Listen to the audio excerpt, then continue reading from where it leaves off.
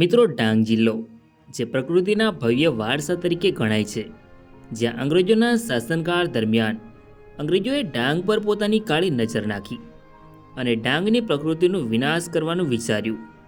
પરંતુ અંગ્રેજો આવું કરવામાં નિષ્ફળ રહ્યા, કારણ કે ડાંગના આદિવાસી રાજાઓએ જંગલનું રક્ષણ કર્યું. જી હા મિત્રો, આજે આપણે ડાંગના એવા રાજાઓની વાત કરીશું જેમના કોઈ મહેલો નહોતા, પરંતુ એવા રાજાઓ જેમને આજે પણ દર વર્ષે ડાંગ દરબાર યોજીને સન્માનની સાથે સાલિયાણું પણ આપવામાં આવે છે. જેથી આજે આપણે ડાંગના રાજાઓનો રોચક ઇતિહાસ જાણીશું.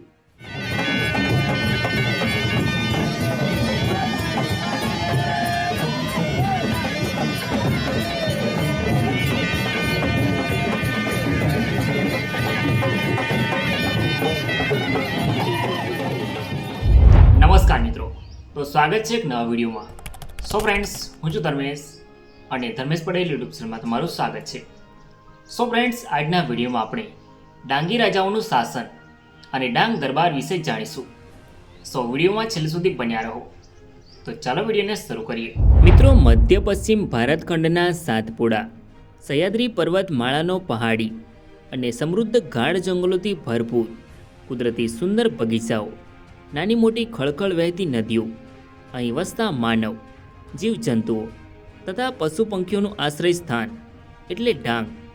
અહીંના માનવો ભલે તે જમાનામાં વધુ ભણેલા ગણેલા ન હતા, છતાં ભલા, ભોળા, સમજદાર અને ખડતલ, વફાદાર તથા બુદ્ધિશાળી હતા.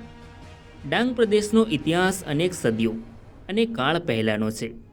રામાયણના સમયગાળા દરમિયાન ડાંગને દંડક અથવા દંડકારણ્ય તરીકે ઓળખાતું હતું, જ્યારે મહાભારતના સમયગાળા દરમિયાન પાંડવો પણ ડાંગમાં ફરતા અને રહ્યા હોવાનું માનવામાં આવે છે. આજે પણ ડાંગ નજીકના પાંડવ ગામમાં એક ગુફા પણ જોવા મળે છે. ત્યારબાદ મૌર્ય સામ્રાજ્ય અને અનેક સામ્રાજ્યો દ્વારા આ વિસ્તાર પર શાસન કરવામાં આવ્યું હતું. ડાંગ, જ્યાં આદિકાળથી આદિવાસી લોકોનો વસવાટ થતો આવ્યો છે, જેમાં આ વિસ્તારમાં સદીઓ પહેલાંથી ડાંગના વિવિધ ભાગોમાં આદિવાસી રાજાઓએ શાસન શરૂ કર્યું હતું. ત્યારબાદ 14મી સદી દરમિયાન ડાંગના રાજાઓ મુગલોથી અલગ થઈ ગયા અને પોતાનું સ્વતંત્ર શાસન સ્થાપિત કર્યું. મિત્રો, ડાંગ પ્રદેશ અણવિકસિત, પહાડી, જંગલ વિસ્તારમાં હોવાને કારણે તેને જે તે સમયે અંધારિયા ખંડ તરીકે બહારના લોકો ઓળખતા હતા. અગાઉ સાતપુડા અને સહ્યાદ્રી પર્વતમાળાનો જંગલ વિસ્તાર બાગલાણ રજવાડામાં હતો. સમય જતાં આ વિસ્તારમાં 23 જેટલા સ્થાનિક નાના મોટા રાજાઓ ઊભા થયા અને ડાંગના અલગ અલગ વિસ્તારમાં શાસન કરવા લાગ્યા. મિત્રો, ડાંગ પ્રદેશમાં ભીલ લોકોની વસ્તી વધુ હતી, જેને પરિણામે આ પ્રદેશમાં ભીલ જાતિના 5 રાજાઓ અને 9 નાયકો એટલે કે મુખિયાઓ ઊભા થયા. અહીંયાના લોકો તેમની ભૂમિ તથા જંગલને પ્રાણથી પણ વધુ ચાહતા હતા અને બીજાની દખલગીરી ક્યારેય સહન ન કરતા. મિત્રો, ડાંગ રાજ્યના કુલ 14 જેટલા નાના મોટા વિસ્તારો હતા, જેમાં ડાંગના આદિવાસી રાજાઓ દ્વારા શાસન કરવામાં આવતું હતું. જેમાં ગાઢવી, લિંગા, દેહર ભૌતી, વાસુરણા, પિંપરી, પીપલાઈ દેવી, વાડિયાવન, બિલબારી, જરી ગારખડી, કિરલી, પલસ વિહીર, શિવબારા, કેટક કકુપાડા, દૂધે, છેલ્લે ચીંચલી એવા નાના મોટા વિસ્તાર મળીને એક ડાંગ રાજ્ય બન્યું. રાજાઓને પ્રજા જંગલ આધારિત જીવન જીવતા હતા. તેઓ પાસે કોઈ મહેલ કે કિલ્લાઓ ન હતા, પરંતુ તેઓ પ્રજાની સાથે મળીને એક સાદું જીવન જીવીને શાસન કરતા હતા. મિત્રો, અહીંયાના રાજાઓ અને પ્રજા શિકાર, માછલા, કંદમૂળ, મધ અને ફળ વગેરે જેવો તેમનો મુખ્ય ખોરાક હતો. સમય જતાં ડાંગના આજુબાજુના વિસ્તારમાંથી ખેતીના જાણકાર અનાજ, કઠોળ તથા અન્ય ધાન્યને ઉગાડનારાઓને રાજાઓએ બોલાવી રાજાઓની જમીન ખેતી કરવા માટે તેઓને આપી, જેથી ડાંગના મોટા વિસ્તારમાં ખેતી થવા લાગી. ઉત્પાદનમાંથી રાજાઓ, કુંવરો, નાયકો અને સિપાહીઓને ભાગ આપતા. ખેતી કરવા આવનાર લોકોમાં કુંબી, કુંકણા, વારલી, ગામિત, કાથુડિયા વગેરે હતા. ત્યારબાદ ધીમે ધીમે ડાંગની વસ્તીમાં વધારો થયો, બધા હળીમળીને રહેતા. ખેતી ઉત્પાદનને જોઈ રાજ્યના બીજા લોકોએ પણ અનાજ, કઠોળ અને તેલીબિયા વગેરેની ખેતી શરૂ કરી. ઈસવીસન 1804માં બાગલાણ રજવાડાને અંગ્રેજોએ તાબામાં લીધું. બાગલાણની રાજધાની મુલ્હેર અને સલ્હેર ઉપર અંગ્રેજોએ કબજો જમાવ્યો. ત્યારથી અંગ્રેજો ડાંગ પ્રદેશ ઉપર કબજો જમાવવાના પ્રયત્નો કરતા રહેતા. અંગ્રેજોનું શાસન વિશ્વના અનેક ખૂણામાં હતું, જેથી તેઓ ડાંગના સમૃદ્ધ જંગલની કિંમત સમજતા હતા. ઈસવીસન 1818માં અંગ્રેજોએ ડાંગમાં પ્રવેશવાના જોરદાર પ્રયત્નો શરૂ કર્યા, પરંતુ સ્થાનિક મુખિયાઓ અને રાજાઓ દ્વારા તેમનો સામનો કરવામાં આવ્યો અને ડાંગમાં પ્રવેશ કરવા પર રોકવામાં આવ્યા. જેથી સામનો કરનારા મુખિયાઓમાં ગોવિંદ નાયક, દશરથ નાયક, કાળુ નાયક, રૂપસિંહ નાયક, જીવાજી નાયક અને ગઢવીના શિલ્પતસિંહ નાયકને ફાંસી આપવામાં આવી, જેથી ડાંગના લોકોમાં ખળભળાટ મચી ગયો. અંગ્રેજોએ ઈસવીસન 1823માં ખાનદેશ પ્રાંતના કલેક્ટરની મધ્યસ્થીથી ઉપાય કર્યો. તેમણે ડાંગના રાજાઓને કહ્યું કે ડાંગનું શાસન ડાંગના રાજાઓ પાસે રહેશે, પરંતુ જંગલ ભાડા ઉપર બ્રિટિશ સરકારને આપવું તેવી ગોઠવણ કરી. આ અંગે વારંવાર અંગ્રેજો અને રાજાઓ વચ્ચે વાટાઘાટો થયા. ત્યારબાદ ઈસવીસન 1841માં પૂના ખાતે અંગ્રેજો અને રાજાઓ વચ્ચે કરાર કર્યો. રાજાઓને જંગલ ભાડે આપવાના બદલામાં વડશાસન આપવાનું નક્કી કર્યું. ઈસવીસન 1842માં ડાંગ દરબાર આહવા ખાતે ભરી જંગલના બદલામાં વડશાસન રૂપે રોકડા નાણાં રાજાઓ, નાયકો અને ભાવબંધોને ચૂકવવાનું શરૂ કર્યું. ભારત દેશ અંગ્રેજોના શાસનમાંથી આઝાદ થયા પછી ઈસવીસન 1947માં મુંબઈ રાજ્યમાં ડાંગના 5 રાજ્યો નાયકોને એક સમૂહ સ્ટેટ ઓફ ગ્રુપ ગણી ડાંગને જિલ્લાનું સ્થાન આપ્યું. ત્યારબાદ તેને મુંબઈ રાજ્યમાં સમાવેશ કરવામાં આવ્યું. ઈસવીસન 1960 1 મેના રોજ મુંબઈ રાજ્યનું વિભાજન થયું, જેમાં મહારાષ્ટ્ર અને ગુજરાત 2 રાજ્યો બન્યા, જેમાં ડાંગનો ગુજરાત રાજ્યમાં સમાવેશ થયો.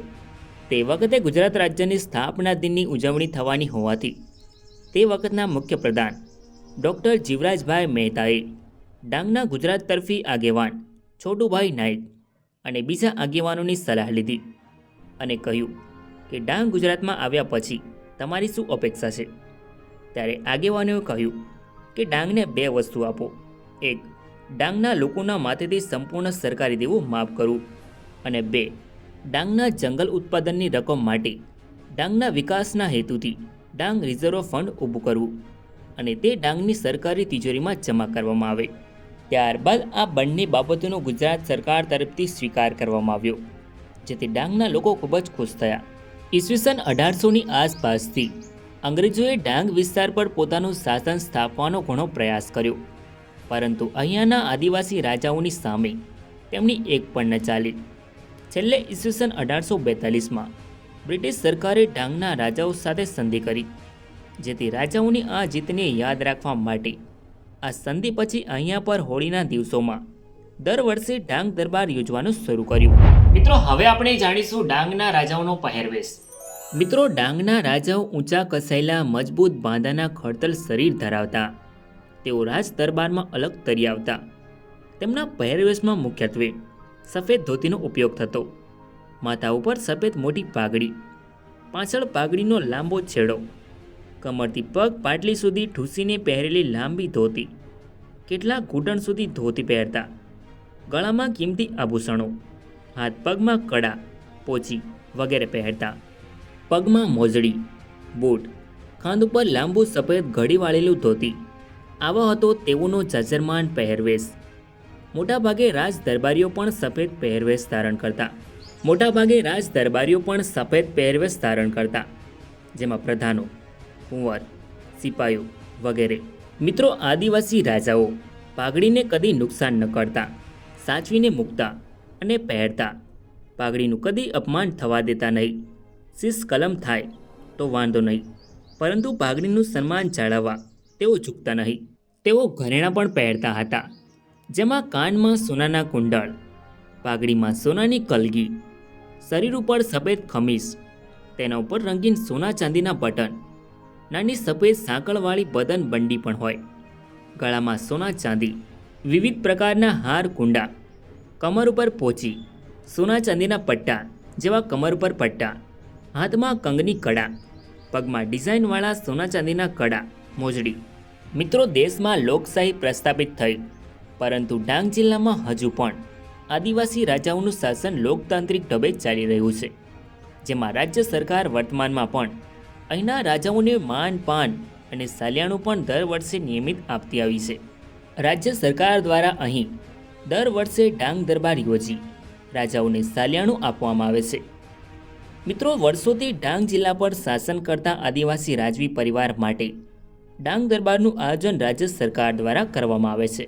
મિત્રો, ખાસ વાત એ છે કે દેશની આઝાદી પછી દેશના તમામ રાજાઓના સાલિયાણા બંધ કરાયા છે, પરંતુ કદાચ દેશમાં માત્ર ડાંગના આ રાજાઓ જ હશે જેમને પોલિટિકલ પેન્શન એટલે કે સાલિયાણું સરકાર તરફથી માનભેટ ચૂકવવામાં આવે છે. વર્ષ 1954થી ડાંગના રાજાઓને પોલિટિકલ પેન્શન આપવામાં આવે છે. માત્ર આ 5 રાજાઓ જ નહીં, પણ ડાંગના નાયકો અને ભાવબંધુઓને પણ સાલિયાણું ચૂકવાય છે. ડાંગના રાજાઓને પોલિટિકલ પેન્શનની વાર્ષિક રકમ દર વર્ષે ડાંગ દરબારમાં ચૂકવાય છે. મિત્રો, ડાંગ દરબાર સામાન્ય રીતે દર વર્ષે માર્ચ-એપ્રિલમાં હોળીના થોડા દિવસો પહેલાં યોજાય છે, જે ડાંગ જિલ્લાના આહવામાં યોજાય છે. મિત્રો, ડાંગ દરબાર આ પ્રદેશના આદિવાસી નૃત્યો જોવા માટે અદ્ભુત છે. આ ઉત્સવમાં મોટી સંખ્યામાં આદિવાસી લોકો અને દેશ વિદેશના મુલાકાતીઓ આવે છે.